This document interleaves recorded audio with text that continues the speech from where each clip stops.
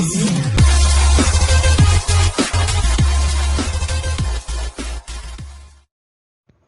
Morning students. आज हम रस भेद पढ़ेंगे। रस के 9 भेद हैं। सबसे पहले हम रस लेंगे श्रृंगार रस। श्रृंगार रस का संबंध स्त्री पुरुष की रति से है। रति यानी प्रेम। इसे रसों का राजा भी कहा जाता है, रसराज। श्रृंगार रस को रस का राजा कहा जाता है, रसराज। श्रृंगार रस के 2 भेद हैं, संयोग श्रृंगार और वियोग श्रृंगार। श्रृंगार रस के कितने भेद हैं? 2, संयोग श्रृंगार, वियोग श्रृंगार। संयोग श्रृंगार के लक्षण: स्थायी भाव आएगा रति, संचारी भाव हर्ष, औत्सुक्य, स्मृति, लज्जा, मोह, आवेग, मद, उन्माद आदि। इसमें से आप कोई 2 याद कर सकते हो। आलंबन: कृष्ण आदि नायक या प्रिय व्यक्ति। जैसे राधा का श्री कृष्ण के प्रति प्रेम है तो वह कृष्ण को देखेगी। आश्रय: राधा आदि नायिका या प्रिया। अनुभाव: लजाना। अनुभाव को क्या होते हैं? जो भावों का पीछा करते हैं। अनुभाव: लजाना, हर्ष, मद, मोह, असूया, मधुर आलाप। मधुर आलाप यानी मीठे वचन से बोलना। आलिंगन, हग करना, रोमांच। उद्दीपन: अब इस श्रृंगार रस को बढ़ाने में कौन से जो तत्व होते हैं जो बढ़ाते हैं वो कहलाएंगे उद्दीपन। एकांत, वन उपवन, नदी किनारा, प्रेममय युक्ति का सुनना। उद्दीपन क्या कारण होंगे? अकेले में मिलना, वन उपवन है, नदी का किनारा है।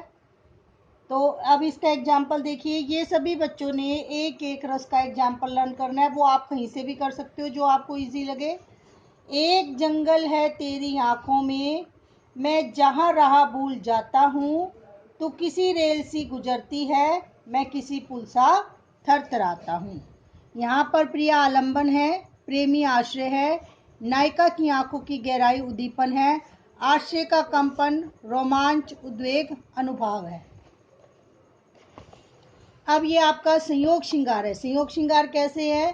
क्योंकि यहाँ पर नायक और नायिका दोनों एक साथ है। इसका आप संयोग श्रृंगार का दूसरा उदाहरण भी ले सकते हो। जैसे मैं आपको एक और बता देती हूँ। राम को रूप निहारत, जानकी कंगन के नगमे पर छाही। याति सबे सुधी भूली गई, कर टेकी रही पर टारत नाही। अब यहाँ पर क्या है कि राम के रूप को सीता किस में देख रही है? कंगन के नग में परछाई। जो हमारा हाथ का कंगन है उसमें जो नग लगे हैं उसकी परछाई में वह देखती है और उनको देखकर वह अपनी सुध बुध खो बैठती है। ठीक है। अब यहाँ पर विवाह उद्दीपन विभाव क्या हो जाएगा? विवाह मंडप स्थल, श्री राम के सौंदर्य का आनंद लेना। अनुभाव: राम का सौंदर्य कंगन के नभ में निहारना आदि। अब है वियोग श्रृंगार। वियोग श्रृंगार के लिए आप देखेंगे यहाँ पर नायक नायिका जो है वो एक दूसरे से अलग है, बिछुड़ने की स्थिति है। स्थायी भाव रति आएगा, संचारी भाव आएगा उग्रता और संत्रास। आलंबन: प्रिय कृष्ण का वियोग, प्रिय नायिका का जो नायक है उसका वियोग। आश्रय गोपियां। अनुभाव: अश्रु, इसमें अश्रु बहेंगे। उसमें क्या था? लजाना, हर्ष, मद। उद्दीपन: पावस ऋतु, मथुरा की स्मृतियां। एग्जाम्पल: निशिदिन बरसत नैन हमारे, सदा रहती पावस ऋतु हम पे, जब ते श्याम सिधारे। क्या कहती है गोपिका? कि जब से श्री कृष्ण हमें छोड़कर गए हैं, हमारे लिए मथुरा में सारा दिन क्या रहती है? वर्षा की ही ऋतु रहती है, जब से श्याम हमें छोड़कर गए हैं। अर्थात सारा दिन वो रोती ही रहती है।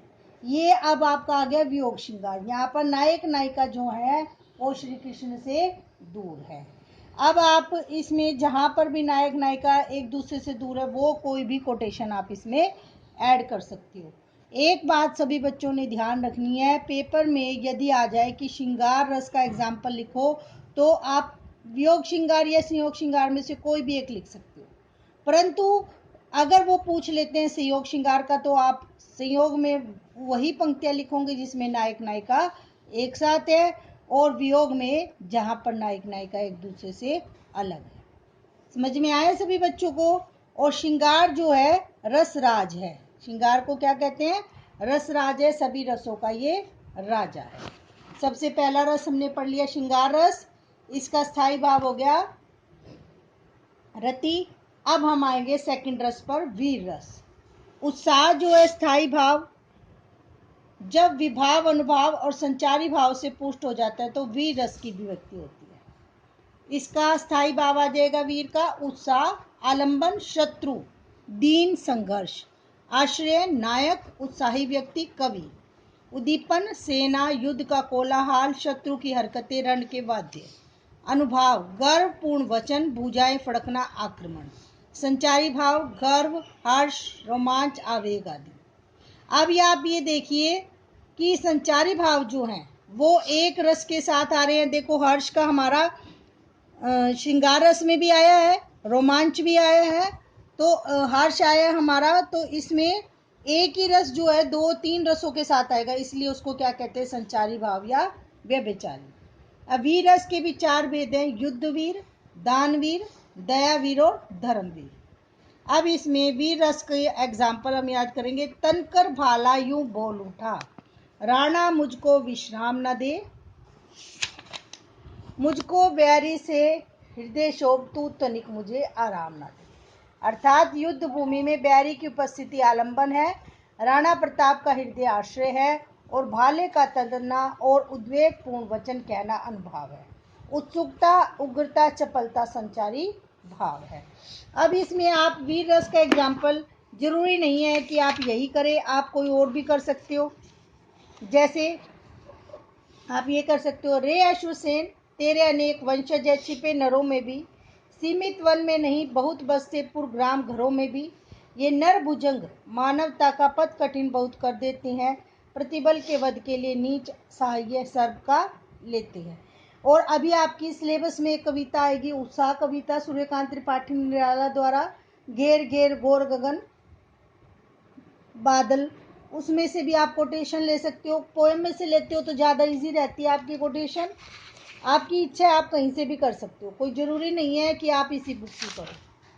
वीर रस की आप कहीं से भी कर सकते हो, जैसे आप ये वाली भी कर सकते हो, वीर तुम बढ़े चलो, धीर तुम बढ़े चलो, हाथ में ध्वजा रहे, वीर तुम बढ़े चलो। या उत्साह कविता में से आप ले सकते हो, क्षितिज की बुक में से। ठीक है, अब आपके 2 रस हो गए कंप्लीट। तीसरा मैं एक और करवा देती हूँ आज, करुण रस। करुण रस प्रिय व्यक्ति या वस्तु की हानि का शोक जब विभाव, अनुभाव, संचारी भाव से पुष्ट होकर व्यक्त होता है तो उसे क्या कहते हैं, करुण रस। अब स्थायी भाव क्या आएगा करुण रस का, शोक, आश्रय क्या आएगा, शोकातुर व्यक्ति, आलंबन मृत व्यक्ति या दीन व्यक्ति या जर्जर स्थिति, हानि करने वाला उद्दीपन, पूर्व स्मृतियां यानी पहले की यादें, प्रिय व्यक्ति के गुण, वचन आदि का स्मरण, अनुभाव, रुदन, प्रलाप, उच्छ्वास, चित्कार, स्तंभित होना, पछाड़ खाकर गिरना, संचारी भाव, गलानी, मोह, स्मृति, चिंता, दैन्य, विषाद, उन्माद आदि। अब इसमें आप एग्जाम्पल देखिए, अपनी तुतली भाषा में वह सिसक सिसक कर बोली, अपनी तुतली भाषा में वह सिसक सिसक कर बोली, जलती थी भूख तृषा की उसके अंतर में होली, हाँ सही ना जाती मुझसे अब आज भूख की ज्वाला, कल से ही प्यास लगी है हो रहा हृदय मतवाला। अब इसमें जो महाराणा प्रताप है उनकी छोटी बेटी का वर्णन है कि नन्ही बेटी आलंबन है और कवि का हृदय आश्रय है, भूख प्यास और क्रंदन उद्दीपन है, दैन्य विषाद आवेग संचारी भाव है। कि छोटी सी तोतली भाषा में वह जो लड़की है सिसक सिसक कर बोल रही है, उसे बहुत भूख लग रही है और उससे भूख की ज्वाला सहन नहीं की जा रही और कल से ही वो प्यासी है।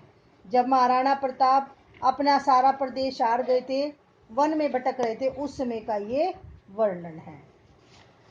आप करुण रस के लिए कन्यादान कविता में से ले सकते हो कोटेशन, कन्यादान कविता आपके सिलेबस में ही है, वहाँ से कोई भी 2 लाइनें आप याद कर सकते हो, कोई ज़रूरी नहीं है कि आप यही वाली लाइनें याद करो।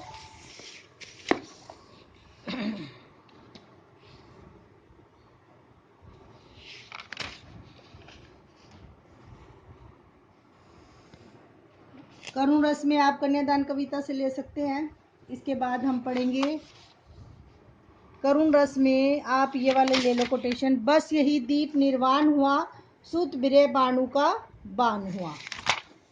धुंधला पड़ गया चंद्र ऊपर, कुछ दिखलाई न दिया भू पर। कोई भी 2 लाइनें कर सकते हो।